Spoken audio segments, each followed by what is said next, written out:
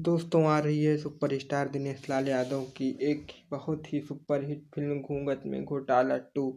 जी हाँ दोस्तों, आज इसका पोस्टर निकला हुआ है और ये बहुत जल्द ही इसका टीजर भी आने वाला है। दोस्तों, सुपरस्टार दिनेश लाल यादव की बहुत दिनों के बाद एक फिल्म आ रही है।